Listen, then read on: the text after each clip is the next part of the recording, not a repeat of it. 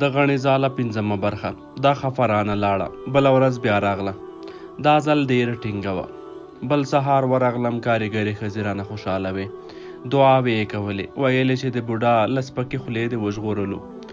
غرمې ته واسطه والا راغله، ویلې چې د تره د زوی مې خوښه شوې، د بوډا پر ځای تا ته د همدې 8 ښځو مشري در وسپارله. تر مازدیګره ناارامه وم، خوښه شوې. ټکی همدلته نه خلاصېده، لکه یې درلوده. بل ماسپښین بوډا راغی، خپله در په در ورځې را یاده کړه. په ژړا کې راته وویل چې خدای به یې کوي او ته به یې کوې. بوډا ته مې تمه ورنه کړه. دی نا امیده د باندې ووت. له ښځو سره وغږېدم، زړونه یې د بوډا د زړه غوندې د ډبرې نه و، نرم و. ویل چې د بوډا خپلو زامنو شړلی دی، نه کور لري او نه اور، په صحرا ګرځي. واسطې ته مې ټلیفون وکړ. بوډا بیرته کارخانې ته راغی.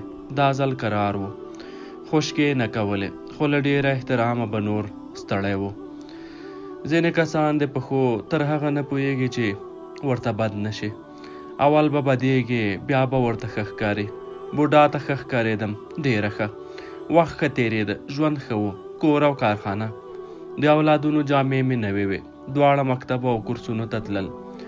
زوی مې د مازدیګر له خوا کلب ته ته. په کمو مو قناعت کوو، خوشحاله وو. خو یوه شپه تیز باران ورېده، چت سوری شو. زه او اولادونه تر سهاره په پښو ناستو. د ملاستې ځای په کوټه کې نه و. د کور خاوند د کوټې چت جوړ کړ، خو نم یې ورک نه شو. ما او اولادونو ته مې د پښو دردونه را پیدا شول. بله چاره نه وه، کډه مو څو کوڅې لاندې یې وړه. نوی کور، دوی خوا مې کوټې درلودې. یوه یې لمر ته وه، بله یې د څنګ 2 منزله کور سوری پې پروت و، خو یوه ښېګڼه یې درلوده، بیل کور و. په غټه حویلۍ کې لمر ته ازاده ګرځېدی شوی، خو لنډ وخت وروسته همدا ګرځېدا هم را باندې ودرېده. یوه ورځ د څنګ کور د 2م منزل پرده وخوځېده.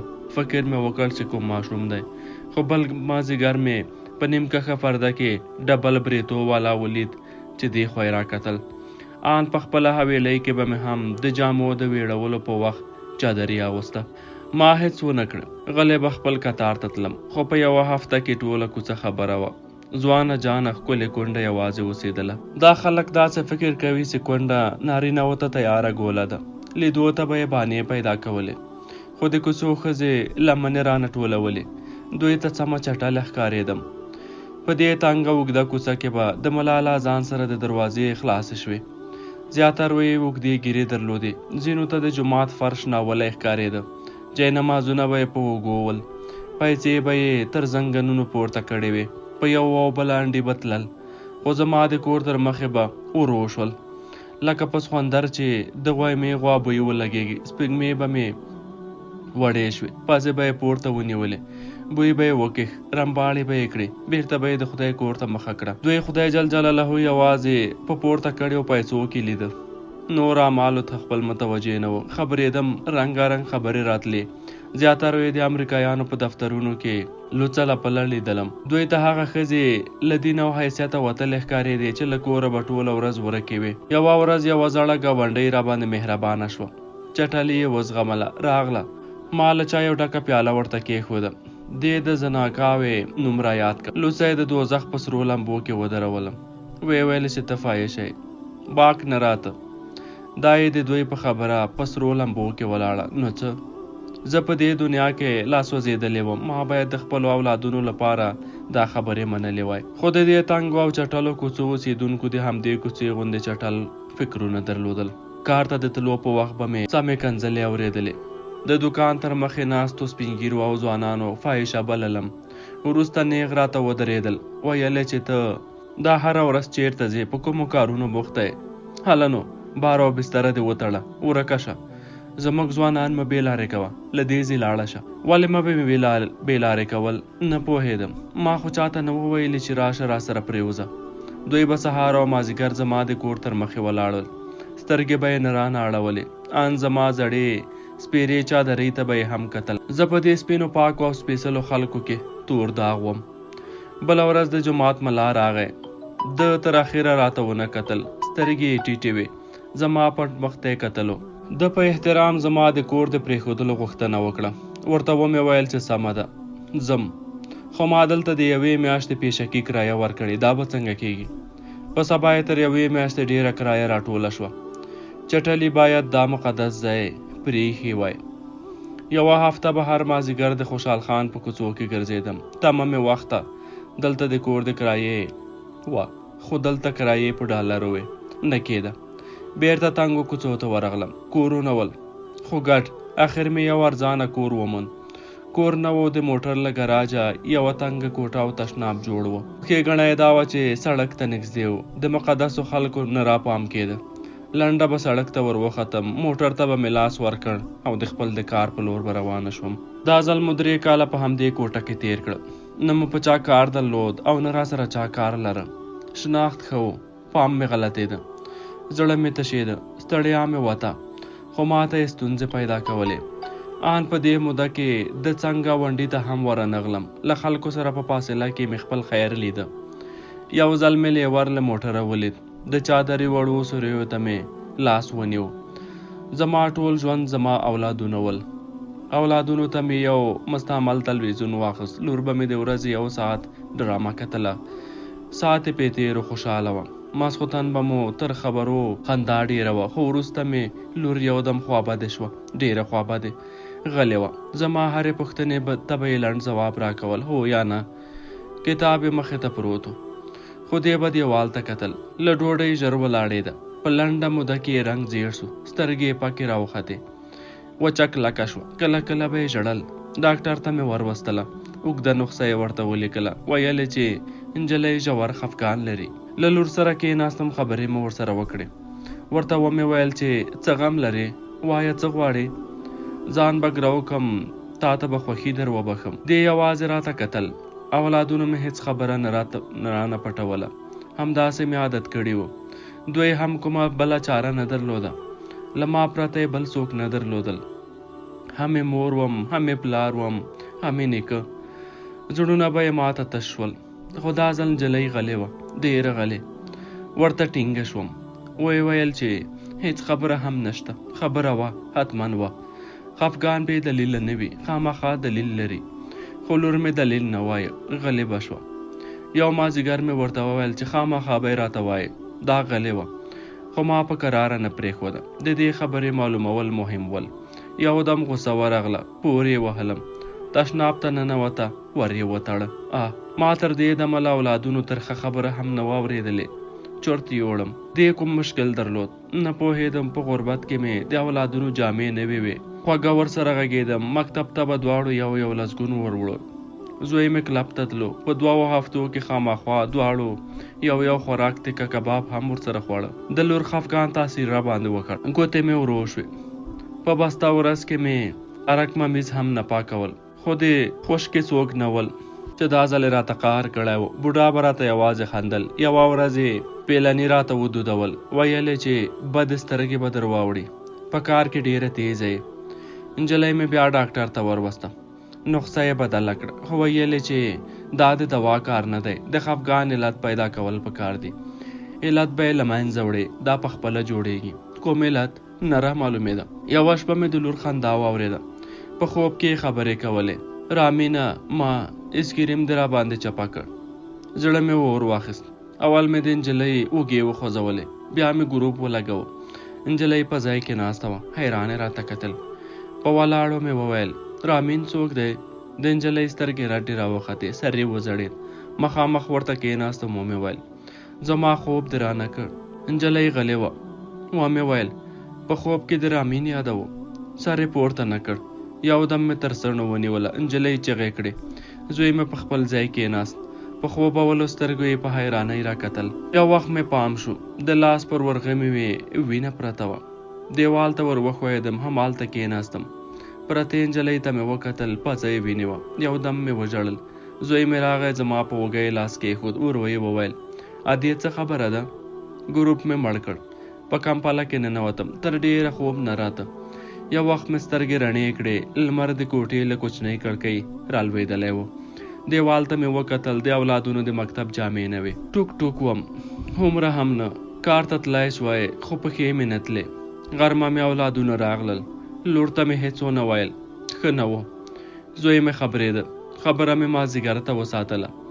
مازدیګر مې زوی کلب ته ولاړ. له لور سره کېناستم. د رامین پوښتنه مې ترې وکړه. سر یې ځوړند و. خوله یې په امبور نه خلاصېده. بنده وه. د لور نسخه مې راواخیسته. سړک ته ووتم. ما موبایل نه درلود. د یوه دوکاندار له موبایله مې ډاکټر ته ټلیفون وکړ. د ډاکټر په یاد نه وم. سم یې وویل. یوازې زما لور خو نه وه. د ورځې ډېر ناروغان ورتلل. ورته ومې ویل چې لور مې 2 ځله دروسته. اوس د خفګان علت معلوم شو. نجلۍ مینه راته ښکاري. ډاکټر لنډ راته وویل چې مینه ژور خفګان لري. له غوسې کار مه اخله. دا ستونزه باید په کراره او د خبرو له لارې حل کړې. بیرته کور ته راغلم. تلویزیون لګېدلی و، خو نجلۍ دیوال ته کتل. بیا مې خبرې ورسره وکړې. ومې ویل چې ته لا تر اوسه په 10م ټولګي کې وړه یې. دا خبرې د اوس له درس او ژونده باسي. ژوند دې تباه کېږي. دې یوازې راوکتل. غټې سترګې یې له اوښکو ډکې وې. بیرته یې سر وځړېد. زړه مې اور واخیست، خو بله خبره مې ونه کړه. پوهېدم چې دا د کرارې کار دی. ورځې تېرې شوې. نجلۍ ونه خندل. یو مازدیګر یې ژړل. ما مینه نه پېژندله. د مینتوب وخت مې ونه موند. په کوچنیتوب کې واده شوم، ځکه په مینه نه پوهېدم. درد یې نه و رامعلوم. اوس مې دا درد په خپله لور کې لیده. تر څنګ یې کېناستم. کراره مې راړنګه کړه. نجلۍ زما په اوږه سر ولګاوه. ژړا یې تېزه شوه. په ژړا کې یې وویل ادې زه یې هم خدای که غواړم، خو نه کېږي. رامین له هېرېدو وتلی دی. د هغه په ګڼو ویښتو کې مې ګوتې تېرې کړې. ومې ویل رامین څه کاره دی؟ ژړا واخیسته. ویې ویل انجینري وایي. څنګه مو سره وپېژندل؟ نجلۍ غلې وه. پوښتنه مې تکرار کړه. څنګه مو سره وپېژندل؟ نجلۍ وویل یو سهار مکتب ته تلم. له شاعر راپسې غږ کړ. ویل چې قلم درنه ولوېد. څه مې ویل. بکس مې سوری و. بل سهار مې بیا ولید. کتابونه یې په لاس کې وو. دواړه یوه تونس ته ور وختو. زما کرایه یې ورکړه، خو تر اخره یې راته ونه کتل. بیا مې ونه لید. خو یو سهار مکتب ته تلم چې یو موټر راته ودرېد. ور ومې کتل. هماغه هلک و. ویل چې هسې مو هم لاره یو ده، که دې زړه وي شاته کښېنه. مننه مې ترې وکړه. موټر ته ور ونه ختم. د هېڅ ونه ویل روان شو. څو وارې مې بیا تر څنګ تېر شو. را کتل به یې هم نه. خو یوه ورځ په خپله ورته ودرېدم. خدای خبر چې ولې نه پوهېدم، خو زړه مې را باغوښته. پښې مې نه راسره تلې. ودرېدم. یو وخت مې د موټر د شا په سیټ کې کېناستم. یوه خبره مې هم ونه کړه. مکتب ته نږدې له موټره ښکته شوم. وروسته به په خپله ورته ماتلوم. په کوم سهار چې به رانغی ټوله ورځ به مې پر سر درد و. خو ښه و. رامین ډېر غیر حاضري نه کوله. موټر به راته ودرېد. د شا سیټ ته به ورپورته شوم. په موټر کې به ښکته شوم. رامین به ډېر وخت غلی و، خو کله کله به یې د موټرو بیروبار زړه خوړ. شکایت به یې کوه. له ده مې هېڅ وخت بې باکه خبره نه ده اورېدلې. وروسته د غرمې له خوا هم ورسره راتلم. دواړه تقریبا په یوه وخت رخصتېدو.